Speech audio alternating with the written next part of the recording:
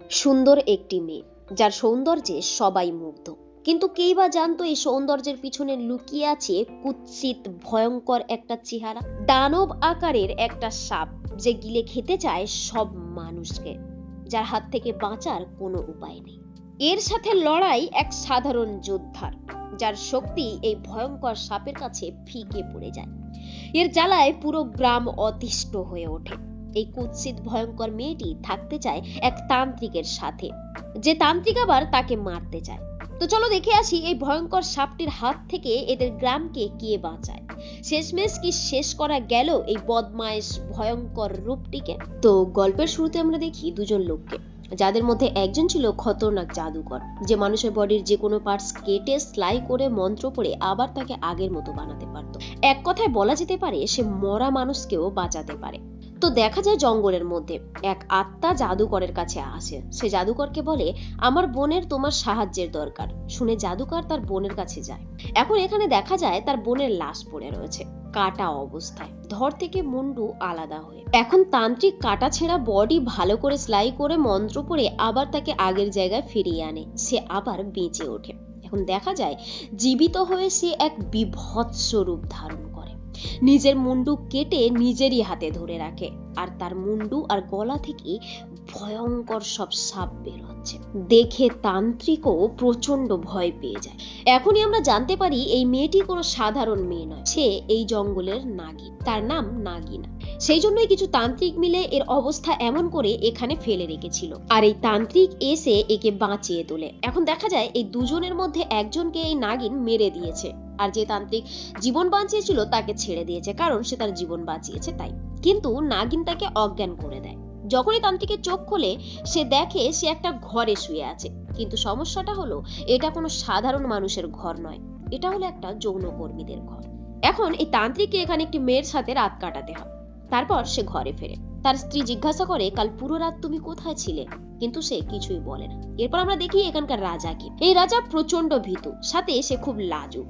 তার ভূত প্রেত চুড়েল নাগিন এসব দেখে প্রচন্ড ভয়, তাই সে নিজের আশেপাশে সবসময় অনেক অনেক সৈনিক রেখে দেয়।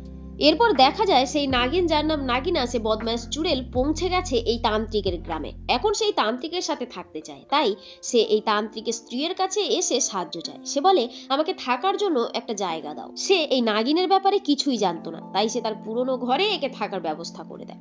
এরপর শুরু হয় সেই ভয়ঙ্কর খেলা।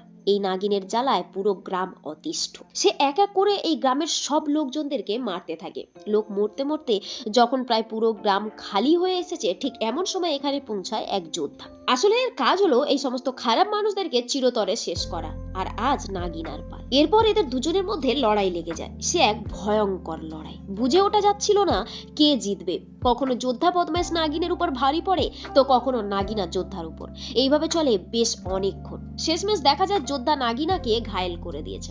এরপর এখানে তান্ত্রিকের বউ আসে। তারা দুজন কিছু কথাবার্তা বলে। এরই মধ্যে তান্ত্রিকের বউ বলে, আমি কোনোদিন মা হতে পারবো না, তুমি কি আমার কোনো চিকিৎসা করতে পারো? এরপর তান্ত্রিকের বউকে সে খতরনাক ওষুধ বানিয়ে দেয়।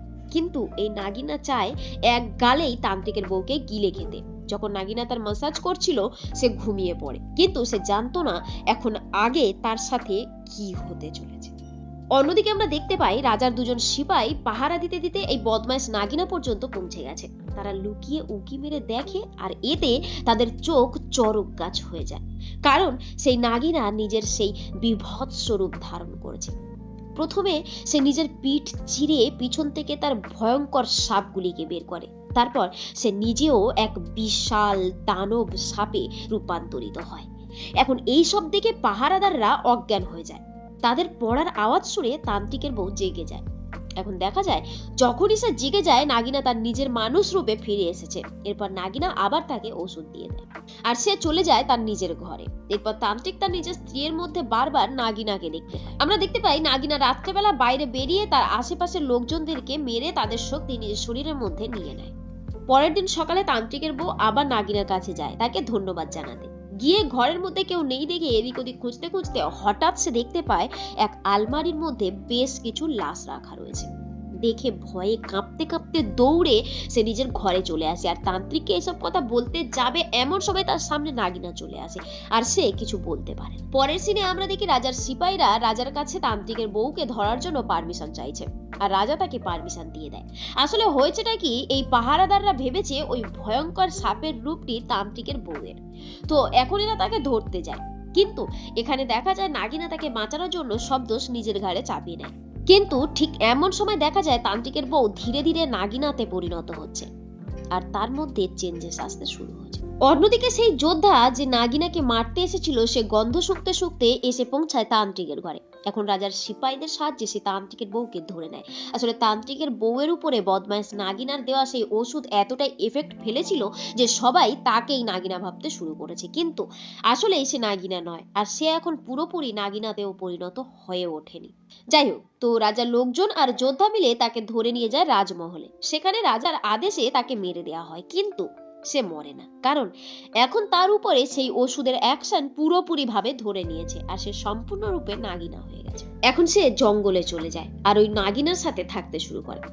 তাকে সে নিজের বোনের মতো মানে, কিন্তু এখনো সে তার স্বামী তান্ত্রিককে খুব ভালোবাসে, তাই সে তার কাছে যেতে চায়। কিন্তু নাগিনা বলে, যদি তুমি সেখানে যাও তাহলে আমি তোমাদের দুজনকেই মেরে দেব, তাই বাধ্য হয়ে সে যায় না। এখন দেখা যায় রাজার সিপাহীরা নাগিনাকে খুঁজতে খুঁজতে এসে পৌঁছায় এই জঙ্গলে। এখানে তারা জাল পেতে দেয় নাগিনাকে ধরার জন্য, কিন্তু সেই জালে ফেসে যায় তান্ত্রিকের বউ। আসলে এই বদমাইশ আসল নাগিনা তাকে চিট করেছে, জেনে বুঝে সে তাকে ফাঁসিয়ে দিয়েছে নিজের জীবন বাঁচানোর জন্য। এখন সবাই তাকে নাগিনা ভেবে জীবন্ত জ্বালিয়ে দেয়। এখানে তান্ত্রিকও তার উপর আগুন লাগায়। দেখে তার স্ত্রী দুঃখে ভেঙে পড়ে, আর তান্ত্রিকও প্রচন্ড দুঃখ পাচ্ছিল। সে বারবার এটাই ভাবছিল যে তার স্ত্রীর সাথে এটা কি হলো, কেনই বা সে এমনটা হয়ে গেল। এখন এরই মধ্যে সে জানতে পারে তার স্ত্রী প্রেগন্যান্ট ছিল, যার কারণে সে আরো দুঃখে ভেঙে পড়ে, কারণ অনেক বছর হয়ে গেছে তাদের কোনো সন্তান হচ্ছিল। এখন এখানে সেই যোদ্ধা আসে, সে তান্ত্রিককে বলে যে তোমার স্ত্রীকে মেরেছে সে এখনো বেঁচে আছে, তাকে ধরতে তুমি আমাকে সাহায্য করো।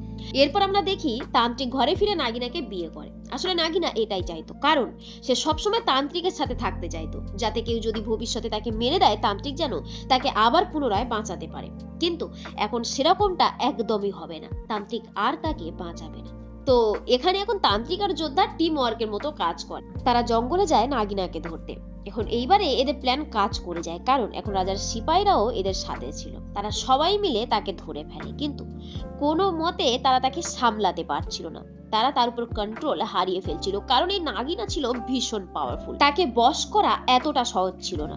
যোদ্ধার সব চেষ্টায় বিফলে যায়, কারণ ওই নাগিনার পাওয়ারের কাছে যোদ্ধার পাওয়ার কিছুই নয়। এরপর নাগিনা তান্ত্রিককে কাটে। যোদ্ধা বাঁচাতে আসলে সে যোদ্ধাকেও কেটে দেয়। এখন এদের দুজনের শরীরে নাগিনার বিষ ছড়িয়ে পড়ে, কিন্তু তারা তাদের দুজনের শক্তিকে এক জায়গা করে নাগিনার উপর হামলা করে। এখন নাগিনার শরীর টুকরো টুকরো হয়ে গেছে। এরা তিনজনেই মরতে বসেছে। ঠিক এমন সময় নাগিনা উঠে বসে। সে নিজের সব বডি পার্টস এক জায়গা করে জুড়তে থাকে। এর কিছুক্ষণ পর সে আবার সুস্থ। তান্ত্রিক আর যোদ্ধা এমনটা দেখে আশ্চর্য হয়ে যায়। এখন তান্ত্রিকের কাছে একটি ওষুধ ছিল, আর সে সেই ওষুধটি খেয়ে নেয়, সাথে যোদ্ধাকেও খাওয়ায়। এরপর এরা দুজনেও সুস্থ হয়ে ওঠে। এরপর তাদের দুই তরফের মধ্যে লেগে যায় বিশাল বড় লড়াই, আর এই যুদ্ধে যোদ্ধা মারা যায়। কিন্তু তান্ত্রিক এখনো হাল ছাড়েনি। সে নিজের জাদু শক্তি মন্ত্রবলকে উল্টো করে পড়ে, আর এতে যে আশীর্বাদের কারণে নাগিনা আবার বেঁচে উঠেছিল নিজে নিজেই, সেই আশীর্বাদ উল্টো হয়ে তার উপর পড়ে। এতে নাগিনা আগুনে জ্বলে ছাই হয়ে যায়। অন্যদিকে নাগিনা জ্বলছে, আর এদিকে সুস্থ হয়ে উঠেছে তান্ত্রিক। সবাই তান্ত্রিককে বাহবা দেয়। এখন পরিস্থিতি সম্পূর্ণ আন্ডার কন্ট্রোল, পরিবেশ সম্পূর্ণ সুস্থ হয়ে গেছে। এরপর দেখা যায় যখন তান্ত্রিকের বউ মারা যাচ্ছিল, তার পেটে যে সন্তান ছিল তাকে তান্ত্রিক বাঁচিয়ে নিয়েছে, আর এখন সে খুব সুন্দর একটা মেয়েতে পরিণত হয়েছে। আর এরই সাথে এই সুন্দর গল্পটি সমাপ্ত।